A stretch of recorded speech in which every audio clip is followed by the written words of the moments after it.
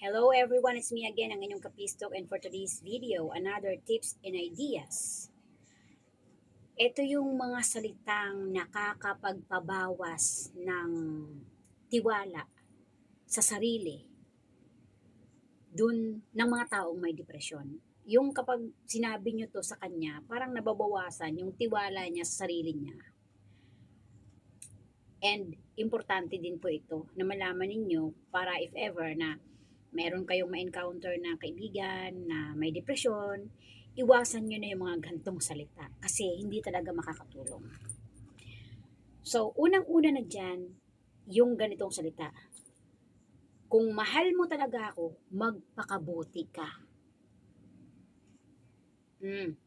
Alam ko, napaka-weird, pero yan yung mga salitang kapag naririnig ng mga taong may depresyon, talagang lumiliit ang pagtingin at ang tiwala nila sa kanilang mga sarili.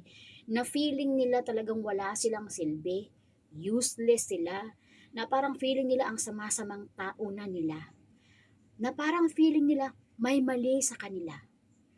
Or marami silang tanong na hindi nila kayang sagutin, or maraming tanong na tumatakbo sa isip nila na walang sagot or hindi nila mahanap ang sagot.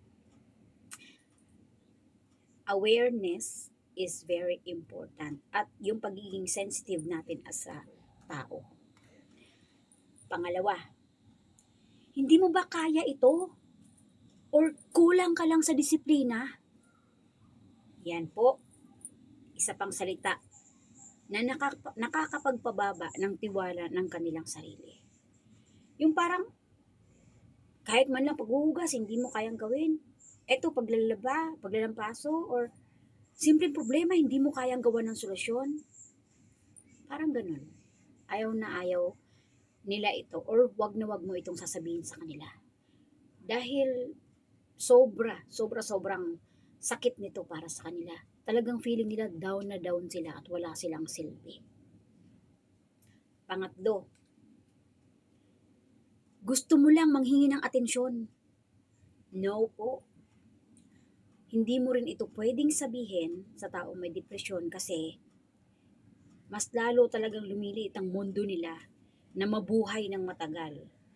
Kaya nga, karamihan sa mga taong may depresyon, walang ibang naisip kundi magpakamatay na lang kasi feeling nila wala na talaga silang silbi sa mundo. Useless na sila.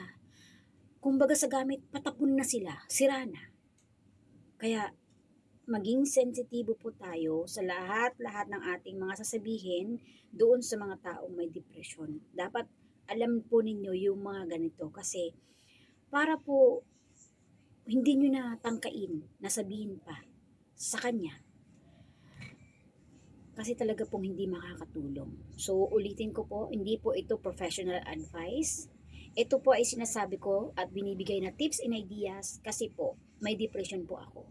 And kaya nga po, ito ang naisip kong i-content sa aking YouTube channel kasi po, alam ko po, naranasan ko po ito. So, sinasabi ko po ito para hindi na po maulit dun sa iba.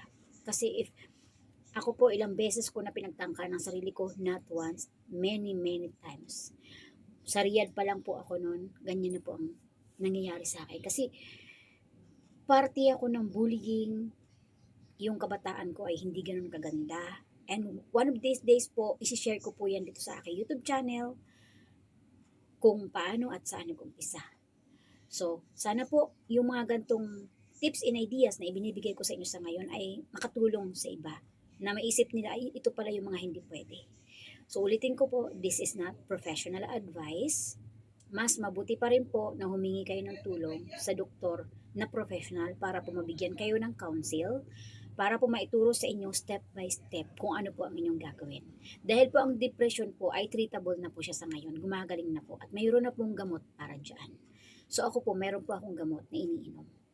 So ito lamang po ang videos ko for today's video and have a nice day ahead. Goodbye for now, hanggang sa muli po.